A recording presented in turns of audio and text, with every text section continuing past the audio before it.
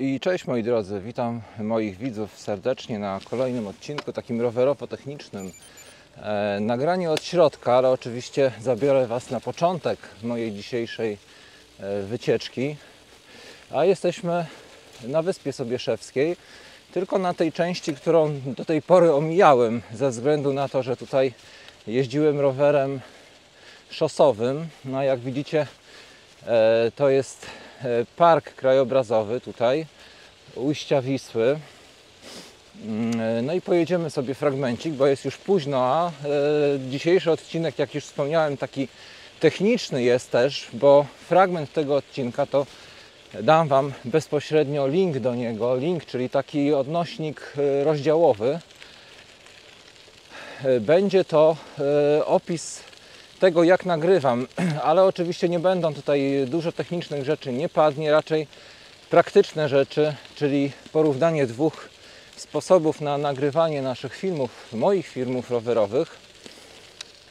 Ja je łączę ze sobą oczywiście, bo mamy nagrania z dwóch kamer, czyli z kamery tradycyjnej, czyli GoPro, z najlepszym moim zdaniem sposobem montażu, czyli do chest, do klatki piersiowej, właśnie tak jak to widać tutaj.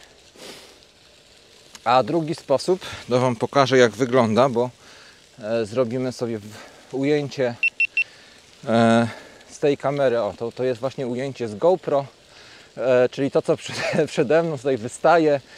To jest właśnie druga kamera, która dokonuje tych przebitek takich, że widać całą postać moją. I możemy tutaj obracać jakby pozycję, nagrywać to, co mamy przed sobą, z boku, za mną, łącznie z moją sylwetką. No i możemy tą kamerkę też obrócić, na przykład tak jak teraz, mając ją na tym wysięgniku, nieprzymocowaną na stałe, możemy nagrać sobie, oczywiście jadąc wolno, nagranie z boku, tudzież jakieś nagranie z tyłu. Także całkiem to jest poręczna metoda, ale o tym za chwilę. Najpierw zrobimy sobie to nagranie od początku. Także zapraszam Was na pierwszą część. Tam zobaczymy, jak doszło do dzisiejszej wycieczki, dokąd ona na początku nas zaprowadziła. Także zapraszam. No i witam. Dzisiaj znowu wieje i pojedziemy do ujścia Wisły na Wyspę Sobieszewską. Obejrzymy sobie te tereny o tej porze roku. Ale po drodze zajadę do serwisu rowerowego szybciutko. Tutaj właśnie jest taki serwis, gdzie ja dałem swój rower MTB do wymiany pancerzy, linek, napędu, łańcucha. Przy okazji wymiany napędu zmieniłem sobie zakres przełożeń, czyli zrezygnowałem z tej szerokości 11,36, tylko założyłem 11,32. No myślę, że tutaj znacznie lepiej dla mnie jest mieć większą rozpiętość na dole, w sensie dostosować kadencję właśnie na dole, niż no sporadycznie, właściwie nigdy nie używałem tego przełożenia górnego. No bo pamiętać należy, że ten rower ma 3 biegi z przodu, więc ta najmniejsza przerzutka to jest chyba 24. Ma 24 zęby, więc 24,36. No to naprawdę już praktycznie stoimy w miejscu. No i trudno nawet utrzymać równowagę czasami, więc jest takie przełożenie mało przydatne. No oczywiście można tutaj argument wyciągnąć też taki, że szerszy zakres to mniejsza zmiana tych biegów z przodu. No i tutaj przyznam Wam rację, że też to brałem pod uwagę. No ale po tylu latach wiem, no, że czasami brakuje takiego sensownego przełożenia, które by dawało większy zakres regulacji właśnie tych biegów na tych niższych wartościach.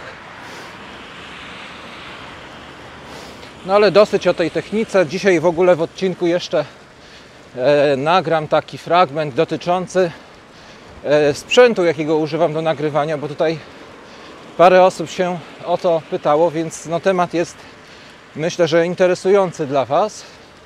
Z czego korzystam, to krótko Wam opiszę, ponieważ już sporo czasu nagrywam tą nową kamerą. No to takie jej wady, zalety mogę Wam wymienić, podać. No a ponieważ mam tą cały czas GoPro, no, którą dobrze znam, no to też porównamy sobie, która z tych kamer dla kogo jest jakby przeznaczona. Może nie dla kogo, tylko jakie po prostu można kręcić nią ujęcia, jakie jest zastosowanie tych dwóch kamer, co ja też o tym sądzę. Omówimy sobie to właśnie w tym odcinku.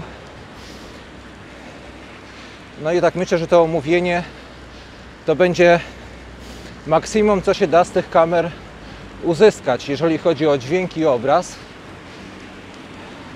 Czyli GoPro będzie wyposażone w przystawkę Media Mod, czyli ten głos jak najlepszy, jaki możecie uzyskać bez zewnętrznych mikrofonów. No natomiast siłą rzeczy, ponieważ tutaj ta kamera Insta360, jeżeli chodzi o nagrywanie głosu z takiej dużej odległości, no to wiadomo, że nic nie będzie słychać oprócz podmuchu wiatru. No to tutaj używamy po prostu mikrofonu zewnętrznego, bezprzewodowego. Ale to wszystko Wam opowiem, również zwrócę właśnie uwagę na nakład pracy, jaka potem Was czeka przy obróbce tych wszystkich filmów. To też należy wziąć pod uwagę. Na pewno.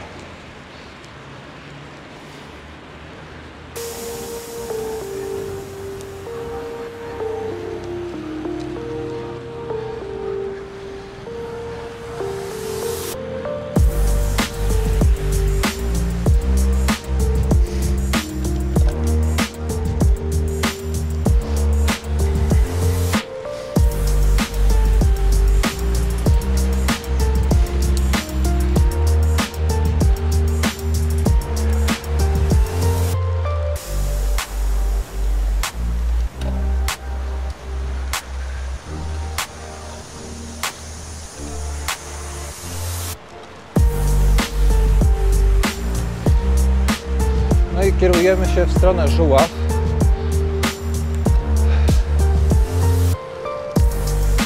Więc wiatr będzie wiał na pewno mocny, ale to nic. Słońce świeci, więc będzie ciepło. Ten wiatr mi przeszkadza o tyle, że no, stwarza pewne problemy ze stabilnością jazdy. Powiedzmy, te podmuchy czasami mogą doprowadzać do no, zachwiania pozycji na rowerze, to wiadomo. No ale ja mam profil niski tych kół, także myślę, że nie spowoduje tu żadnych niebezpieczeń. Zresztą nie jeżdżę pierwszy raz już we wietrze na rowerzach szosowych. To tak mówię właśnie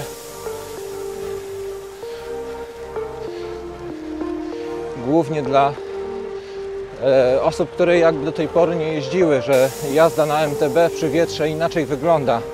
Ten rower tam jest bardziej stabilny po prostu. Te podmuchy nie sprawiają takiego wrażenia jak tutaj.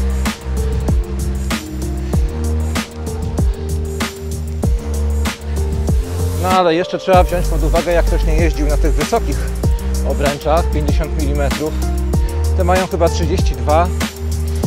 No to duża różnica jest jednak, więc to jeszcze nie jest taka niebezpieczna sytuacja, powiedzmy, nie?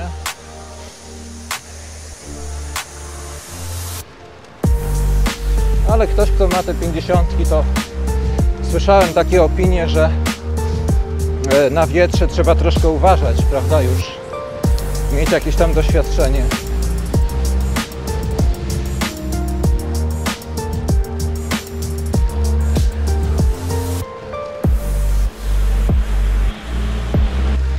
porównania włączę też Wam oczywiście nagranie z GoPro 11 Hyperview z nagranie z głosem zbudowanego mikrofonu, tylko z Media Modem, żebyście też, no tam przy poprzednim nagraniu był użyty mikrofon Rode Wireless Go 2, a tutaj mamy dla porównania właśnie dźwięk, jaki można uzyskać bez tego mikrofonu zewnętrznego, tylko korzystając z samego Media Modu. I dlaczego tak? Bo on ma osłonę przeciwwietrzną, no i po prostu szkoda byłoby w ogóle takie porównanie wykonywać bez tej osłony, bo no naprawdę nic byście nie słyszeli, to miałoby się z celem. Natomiast tutaj przy jeździe no, z podobną prędkością można to porównać, czy ten głos Wam odpowiada, czy nie.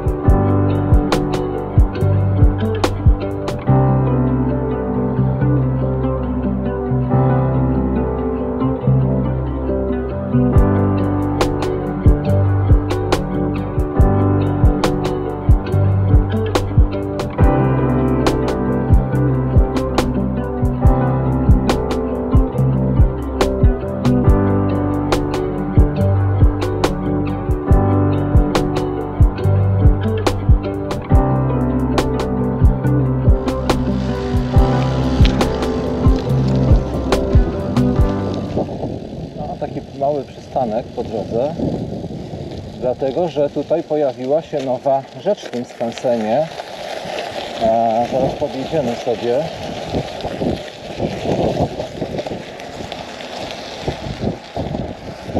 Bo z tego co pamiętam właśnie to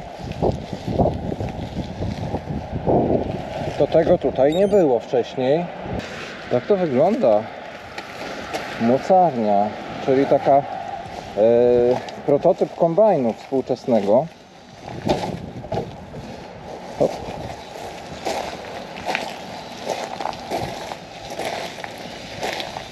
No już taka pewnie, nie wiem który to rok, zaraz sobie zobaczymy. No ale urządzenie pewnie produkowane samodzielnie. Czy tutaj mamy rok? Maszyna do młócenia, do oddzielania ziaren zboża od kłosów. Zasadniczym elementem mocarni jest bęben młócący. No to wiadomo. Większość mocarni miała małą szerokość, zboża do młócenia podawano ułożone wzdłuż maszyny. No i później używano traktorów, silników elektrycznych, no wiadomo. Ale nie wiem, z którego to pochodzi roku właśnie, szkoda. No dobra. Tak to wygląda, jeżeli chodzi też o nagranie tą kamerką, prawda? GoPro 11 i o takie selfie, to możemy sobie zobaczyć, jak to nagrywa. No widać tą rękę niestety, bo to tutaj się tego ukryć nie da, że mamy taki widok, aczkolwiek no może to jest kwestia przyzwyczajenia.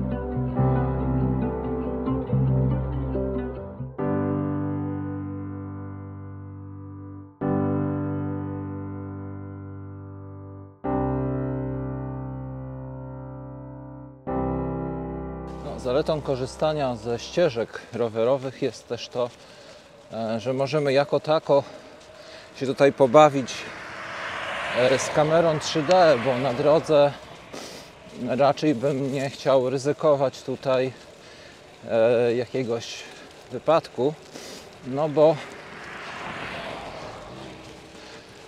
po prostu tutaj musimy mieć tą kamerę, żeby nagrać naszą sylwetkę na dosyć długim stosunkowo wysięgniku. Tam on ma ponad metr, 1,20 m łącznie. Ale do takich krótkich właśnie przerywników, przecinków jak najbardziej to jest przydatne. O kurczę, tutaj myślałem, że będziemy mieli jakiś sensowny... O, dobra. Udało się przejechać,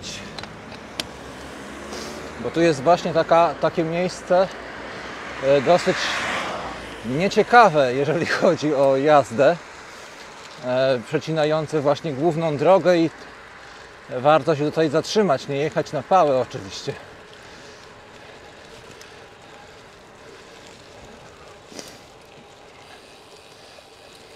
Można by było wymyślić tutaj mocowanie do ramy tego sticka i to byłoby całkiem dobre rozwiązanie moim zdaniem. Także tak to wygląda. Teraz będziemy wjeżdżać na most niedługo. No widzicie, ja tak długo nie mogę utrzymać tego w ręce, bo to strasznie jest jednak niewygodne. No i w sprzedaży dostępne są takie specjalne mocowania na kierownicę, żeby to po prostu się trzymało. Można to przykręcić wtedy. No i po równym terenie myślę, że z tym ludzie jeżdżą z takim uchwytem.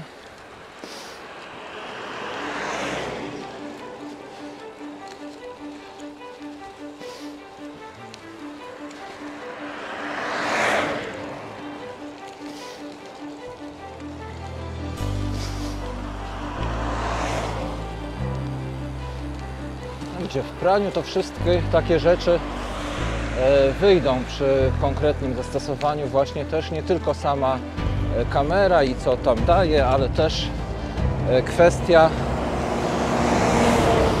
już samego użytkowania, bo nie zapominajmy, że no kamera to jedno, ale sposób jej mocowania, rozwiązania, właśnie praktyczność to jest druga sprawa. O tym też trzeba pamiętać. Ja o tym powiem też za chwilkę. Tutaj gdzieś się znajdziemy jakieś fajne miejsce.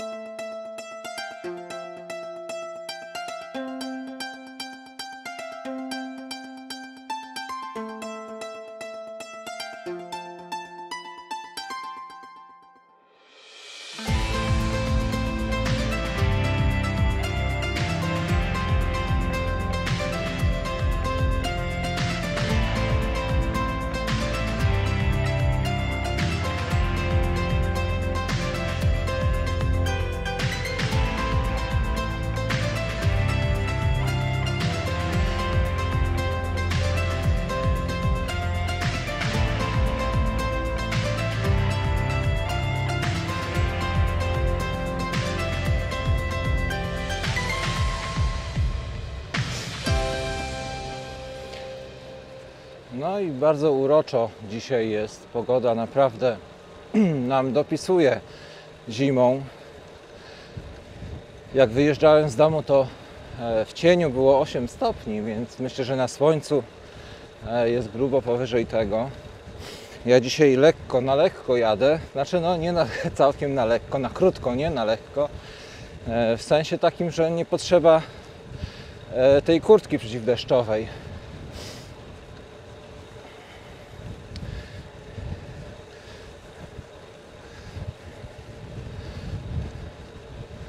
No i tutaj mamy jedną z przekop, znaczy to jest Martwa Wisła tak zwana właśnie tutaj, czyli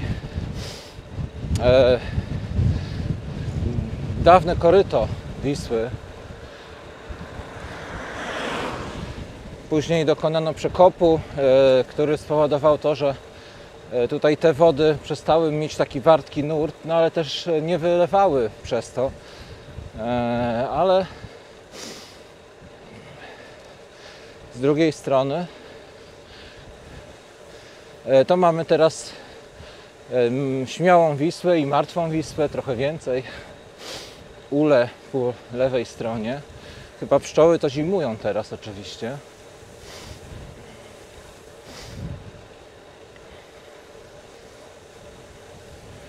No, mamy już swój licznik.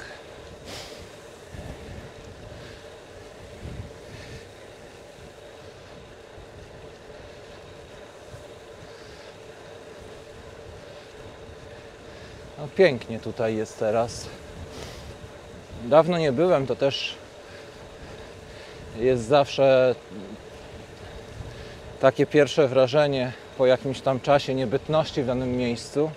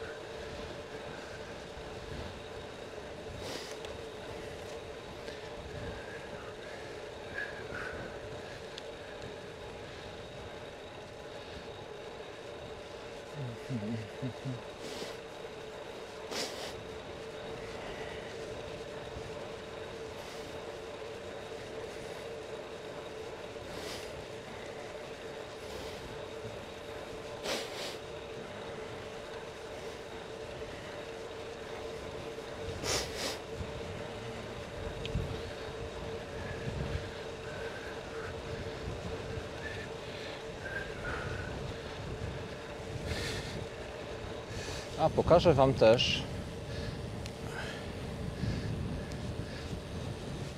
jak to wygląda z mojej perspektywy, jak te nagrania powstają, więc ja trzymam tutaj w ręku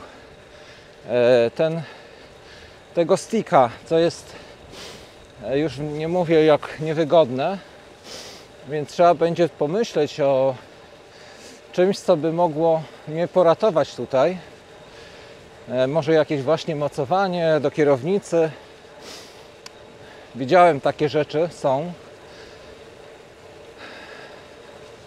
Z drugiej strony mamy większą możliwość takiego swobodnego zmieniania kąta, a te nagrania i tak są dosyć krótkie, takie przerywniki, więc wyszedłem z założenia, że nie nagrywam i tak całej trasy w ten sposób, tylko fragmenty.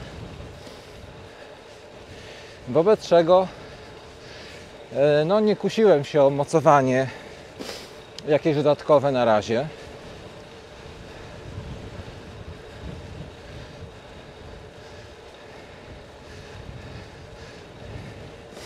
No i z tym można całkiem tak kilometr przejechać, żeby coś powiedzieć, coś nagrać. Tutaj stara łódź leży. Ja nawet nie widziałem, bo wcześniej takie gęste trawy tu były, że jej naprawdę nie było widać.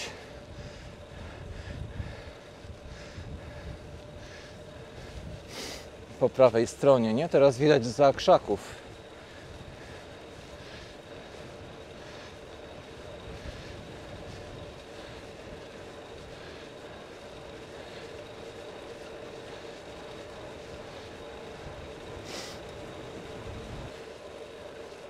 No na pewno brak mocowania takiego stałego powoduje to, że bardzo szybko jesteśmy w stanie te kąty różne sobie zastosować, różne perspektywy nagrywania.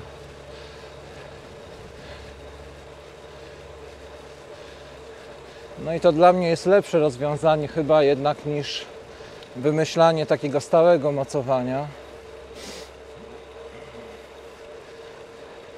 Ale to wszystko kwestia pewnie jakby czasu. Może dojdę do wniosku, że jednak założę tutaj coś na stałe z mocowaniem do ramy na przykład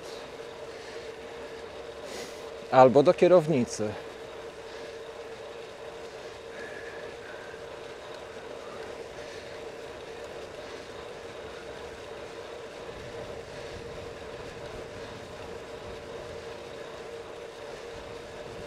No ładnie słońce jest.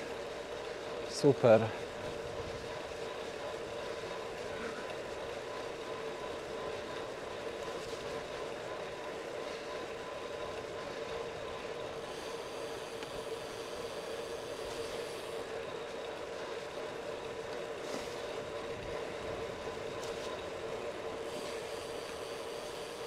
Pewnie dużo osób jest zainteresowanych, stąd wasze pytanie, jak to jest, że mogę filmować całą sylwetkę rowerzysty z przodu, że jakby dron przede mną leciał. No i to jest właśnie za sprawą tych kamer 360, to jest Insta360X3, do takiego właśnie filmowania. Na takich przebitkach widzieliście, że używam z tym tego sticka, obojętnie jakiego, to ten jest bardzo lekki, 1,20 m. No i trzymam go w ręku. Można go utrzymać, trzeba troszkę siły do tego, ale są też mocowania, więc to się tak mocuje w ten sposób. No i teraz generalnie tak to wygląda. Trzymam to w ręku, włączam i filmuję, tak? Idąc tak albo jadąc tak. Jeżeli chodzi o kamerkę GoPro, to tutaj sprawa wygląda troszkę inaczej, bo najczęściej kamerę montuję do tego mocowania na klatkę i wtedy mamy taki widok bardzo fajny z przodu. No i od tego zacząłem, od sposobu montowania, potem powiem Wam o zaletach, wadach tych wszystkich rozwiązań. Więc przede wszystkim mocowanie te na klatce daje Wam swobodę ruchów. Po prostu jedziecie i jakbyście tej kamery nie mieli przed sobą, tak to można powiedzieć. Ona jest bardzo wytrzymała, mocna, tutaj nic się nie dzieje. Warto wyposażyć ją oczywiście w mikrofon taki, w ten Media Mod, co jak widzicie daje Wam to, że na wietrze Wasz głos jest dosyć dobrze słyszalny. Łatwo ją operować, kamera no jakby dużo nie waży, więc można ją cały czas mieć bez względu na warunki. Szkło to jest wymienne w razie gdyby coś się z tym stało, aczkolwiek ja przez wiele lat tutaj nie doświadczyłem żadnych przykrych niespodzianek. No i teraz właśnie przejdziemy do różnic w tej kamerze. No i ta kamera wymaga już większej staranności. Przede wszystkim, jak widzicie, ten obiektyw, który tutaj wystaje, jest bardzo narażony na zarysowanie, na zadrapania, więc sam sposób montażu, przewożenia jest dosyć bardziej kłopotliwy w moim przekonaniu. Musimy mieć osłonkę jakąś. Ja używam dwóch, ale od biedy można poświęcić ekran, który tutaj jest z przodu. On jest ma to szkło takie odporne na zadrapania, tym niemniej można je wkładać do futerału. Jak ktoś tak bardzo dba o sprzęt, nie chce go mocno porysować, i do tego taką nakładkę gumową. No i tak przygotowaną kamerę można przewozić sobie gdzieś tam w sakwie, ona się nie porysuje, i do tego jeszcze ten kijek, prawda? Czy można tej kamery używać tutaj? Otóż właśnie nie można, bo ona jest dosyć ciężka, w dodatku kształt jej jest taki, że ona będzie się po prostu kolebać. To się nie sprawdza. I teraz przejdziemy do najważniejszych rzeczy, mianowicie do tego, jak ja to widzę, jakby, bo różnica między nimi jest drastyczna. Jakby tą kamerą można, tą Insta360, nagrywać vlogi właśnie takie krótsze, bo widać tą całą postać, jest to bardzo ciekawe. Ona ma też taką możliwość, żeby nagrywać to bez obróbki, więc to jest też kamera niejako taka włącz i nagraj i masz gotowe nagranie. Dobrze jest mieć oczywiście mikrofon zewnętrzny, bo kiedy mamy ją na wysięgniku, to no dosyć mocno zbiera hałas i ten głos jest po prostu słaby, ale myślę, że to nie jest duży problem. Po prostu dokupujemy sobie mikrofon właśnie ten taki, jaki ja mam i to jest jakby najlepsze, co możecie osiągnąć w tej chwili pod względem jakości dźwięku. To już nie ma nic lepszego i to bym polecał jednak. W przypadku tej kamery to moim zdaniem jest no, konieczność, żeby coś takiego było. W przypadku GoPro możecie zrezygnować z mikrofonu zewnętrznego i mieć to. Czyli to jest jakby takie rozwiązanie bardziej poręczne. No i też możemy nagrywać jadąc rowerem takie trudniejsze szlaki właśnie gdzieś w lesie, to GoPro zwycięża bezapelacyjnie z racji tej prostoty mocowania i tej odporności na wszystko. Z tą kamerą będziecie mieli spore problemy, ona jest fajna, takich przebitek krótkich, gdzieś tam właśnie w trasie, na prostym, płaskim odcinku, na szosie, to wychodzą kapitalne ujęcia, kiedy możemy jakby całą postać nagrać. To jako przebitki, to ta kamera jest super do zastosowań właśnie takich rowerowych, natomiast w pierwszej kolejności myślę, dla mnie nadal pozostaje jako pierwszą kamerą, którą bym chciał ze sobą zabierać, to jest jednak ta kamerka GoPro, bo no tutaj możemy jakby ją włączyć i nagrać sobie co chcemy, zjazdy, podjazdy, ona nam mocno nie przeszkadza, natomiast z tą musimy troszkę powalczyć. No i teraz też przejdziemy do drugiej rzeczy, mianowicie no, przy kamerce GoPro mamy niejako gotowe nagranie, w sensie takim, że wrzucamy je sobie do programu do obróbki, ustalamy przejścia, przycinamy, kadrujemy, prostujemy, powiedzmy takie rzeczy typowe. Natomiast tutaj mamy film w 360 stopniach. Co za tym idzie, taki film, zanim poddamy końcowej obróbce, właśnie składaniu, łączeniu z tym nagraniem, to musimy go obrobić. I do tego jest specjalny program właśnie, który umożliwi nam dokonywanie tych obrotów, przejść, wybieranie kadrów. Coś fantastycznego, powiem Wam. To ja nie postrzegam tego absolutnie jako wadę, tylko jako wręcz zaletę, bo dla osób takich, które lubią pobawić się z filmem, wybrać odpowiednie ujęcia, to jest genialna rzecz. Po prostu tutaj możemy naprawdę mieć duży wpływ na końcowy efekt naszego filmu, jak on będzie wyglądał. Także dzięki tej kamerce możemy wszystkim tym zawiadywać. Już potem w końcowej obróbce. Co do samej jeszcze kamery, bo tutaj o tym może nie powiedziałem, a to też by Was interesowało. To jest wersja X3, czyli taka no, wersja najnowszej generacji. Wersja X2 się trochę różni i obsługa jest bardzo prosta. Mi się wydaje nawet, że prostsza niż tej kamery, bo tutaj mamy duży ekran dotykowy. Oczywiście mamy Quick Start, to się nazywa chyba, czyli naciskając ten przycisk od razu nam się uruchamia nagranie. Tutaj mamy też tą opcję, po prostu wciskając ten przycisk możemy rozpocząć nagranie, potem ją wyłączyć też tym samym przyciskiem i tak samo funkcjonuje to tutaj. Nawet łatwiejszy jest moim zdaniem w obsłudze ten przycisk. No i sama kamera ta ma bardzo fajną, intuicyjną obsługę, zaraz zobaczycie. Zresztą ją pokażę tutaj, mam nadzieję, że będzie wszystko dobrze widoczne. Czyli ekranik jest dotykowy, możemy sobie wybrać rozdzielczość, możemy wybrać tryb, jak widzisz to jest 5.7K, oczywiście to jest 360. Ona ma też możliwość nagrania w proporcjach, jakby nagrania tylko z jednej kamerki. Teraz właśnie następuje to przełączenie. I tutaj mamy na przykład teraz widoczne nagranie z przodu, a teraz przełączymy sobie do nagrania z tyłu. I tutaj jak widać rozdzielczość, jaką możemy ustalić, to jest z tego co ja kojarzę 4K. Zaraz zobaczymy jak to jest. Action Max czy 2.7, 60 klatek. Ale tutaj wydaje mi się, że też możemy ustalić nagranie na 4K. Tylko zaraz zobaczę jak to zrobić. O, dobra. Czyli po prostu szerokość widzenia, jakby kąt widzenia był ustawiony na jakiś tam inny, ale widać, że jeżeli mamy pojedynczą soczewkę, jakby tylko z tej lub z tyłu, to rozdzielczość nam wzrasta aż do 4K. Także jest troszkę niższa niż w tej kamerce i tutaj przejdziemy jakby płynnie do jakości tych nagrań.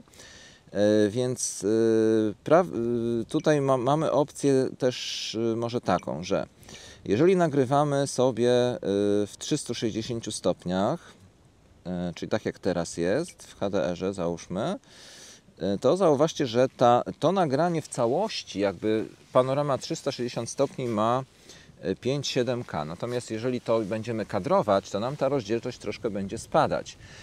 Więc de facto jak ktoś jest maniakiem jakości, to GoPro daje nam dużo wyższą jakość, rozdzielczość tego nagrania, ale nie popadajmy też w taki sceptycyzm, bo na pewno widzieliście moje nagrania z tej kamerki i myślę, że gdybym Wam tutaj nie powiedział, że ta rozdzielczość jest troszkę niższa niż 4K, to byście przypuszczali, że tak wcale nie jest, bo czujnik, który tutaj ten światłoczuły, ten sensor jest dosyć duży i w związku z czym on tą rozdzielczość, jakby stopień odwzorowania detali też ma na dosyć wysokim poziomie i te ujęcia nagrane z tą kamerką naprawdę wychodzą fajnie i to wychodzą też nocne ujęcia bardzo dobrze. No, ja jestem zadowolony z jakości, jaką daje ta X3, jestem zadowolony naprawdę. Mam porównaniu z GoPro,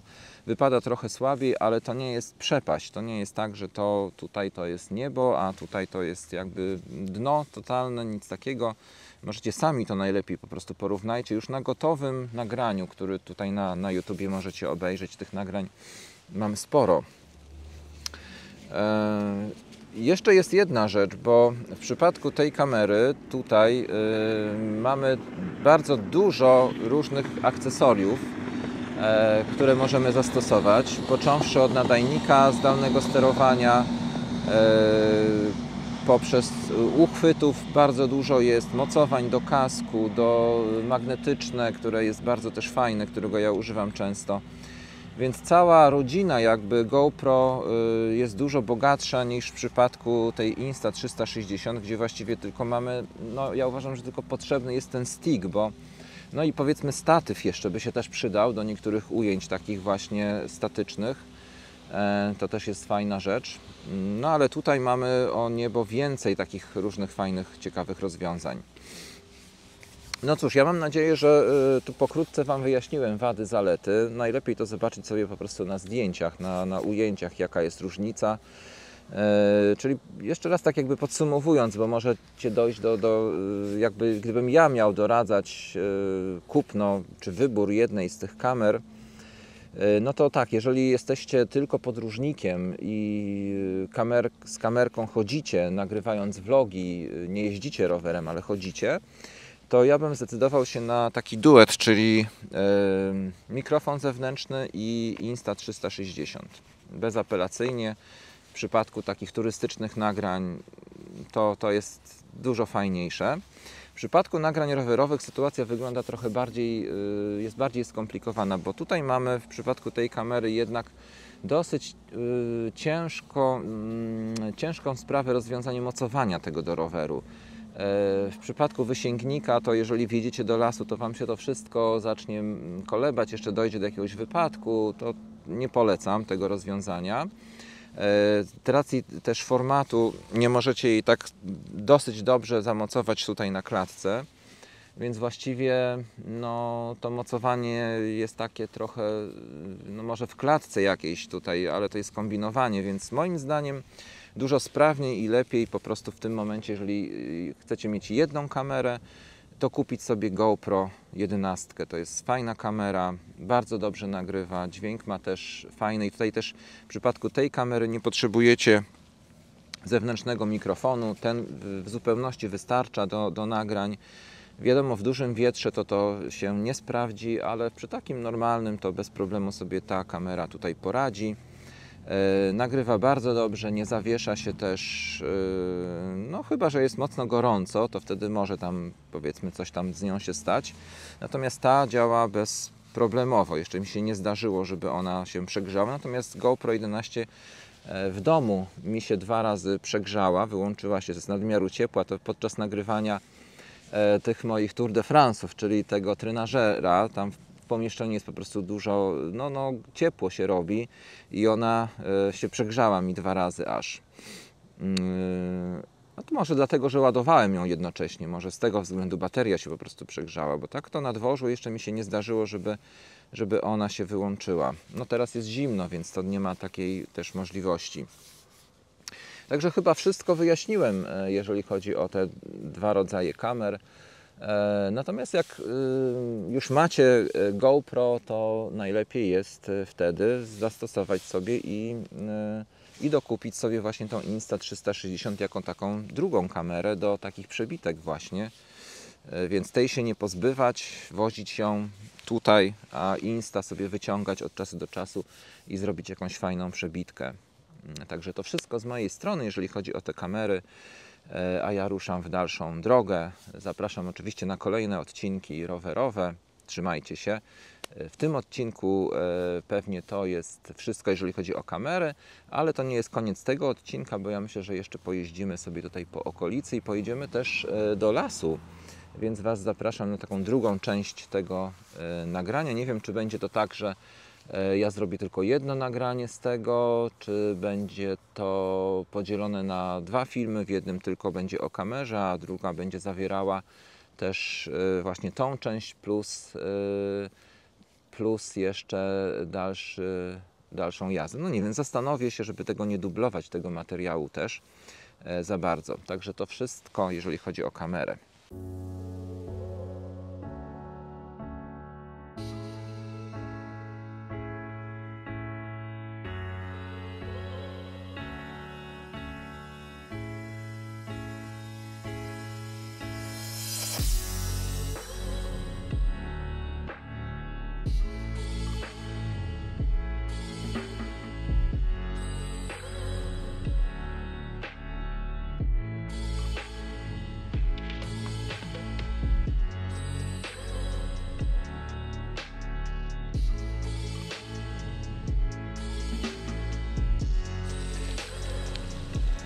No i z naszym filmem dojechaliśmy do momentu, w którym się z Wami witałem, czyli jesteśmy w lesie, który tutaj doprowadzi nas do brzegu morza.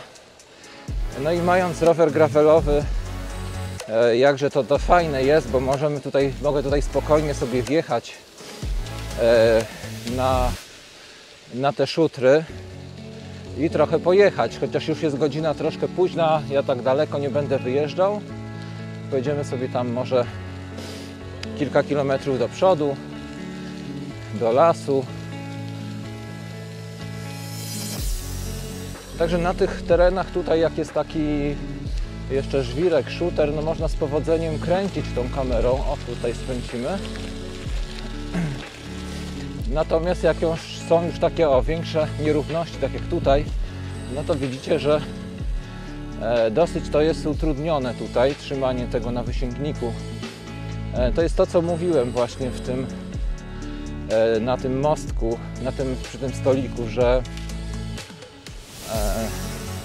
jak chcecie właśnie nagrania bardziej dynamiczne z takich przejazdów single trackami, no to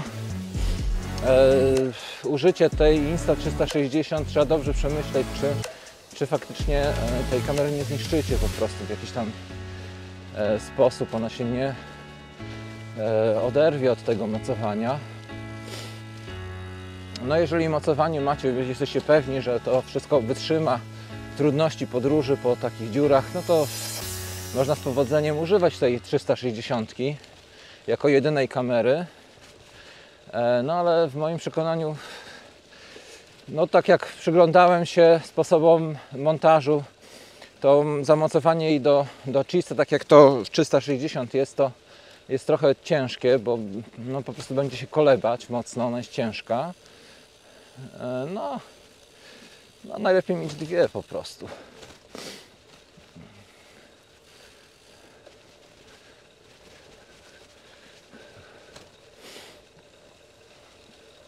No dobra, i teraz już jesteśmy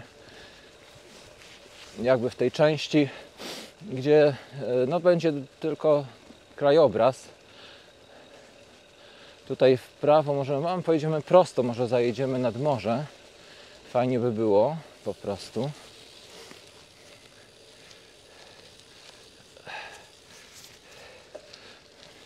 No dobrze jest mieć opanowane takie zmiany właśnie tego kąta i sobie przełożyć go na przykład do tyłu w locie.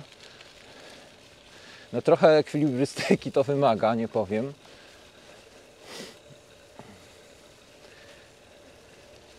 No i to kosztem jest prędkości, bo tutaj się nie rozpędzę przez to tak mocno.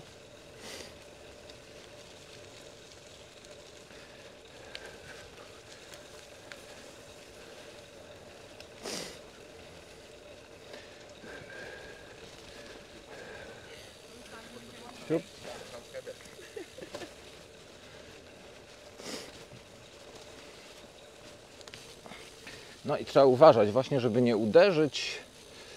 O, no i teraz mam spory problem z obsługą tego, no właśnie.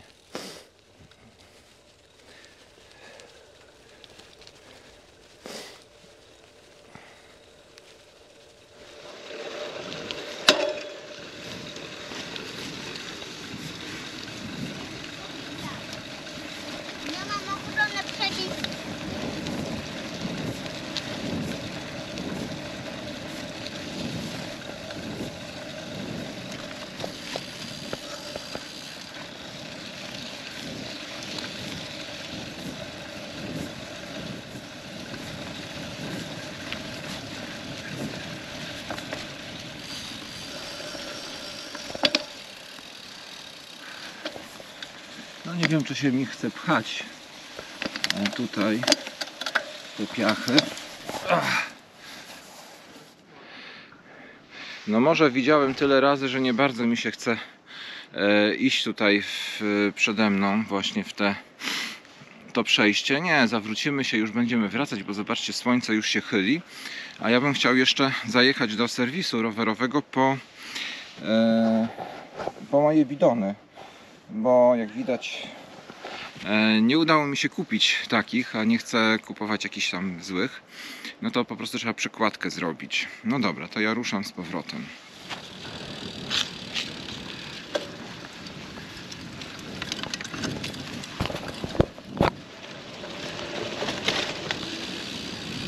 No i jak widzicie, słońce już się chyli ku zachodowi, bo jest 15. Nie, 15 km, przepraszam. Nie jest 15, tylko chyba 14:30. No to prawie 15, więc najwyższy czas wracać. No i po drodze właśnie zajadę jeszcze do serwisu po te moje uchwyty na bidon. Tylko jeszcze jedną rzecz muszę zrobić, mianowicie założyć rękawiczki. Ale to już jest końcówka nagrania, bo tą drogę już pokazałem, więc myślę, że na tym możemy zakończyć dzisiejszy odcinek. Zapraszam Was w takim razie, przepraszam za ten widok, może taki jest lepszy, na kolejne. Trzymajcie się, cześć!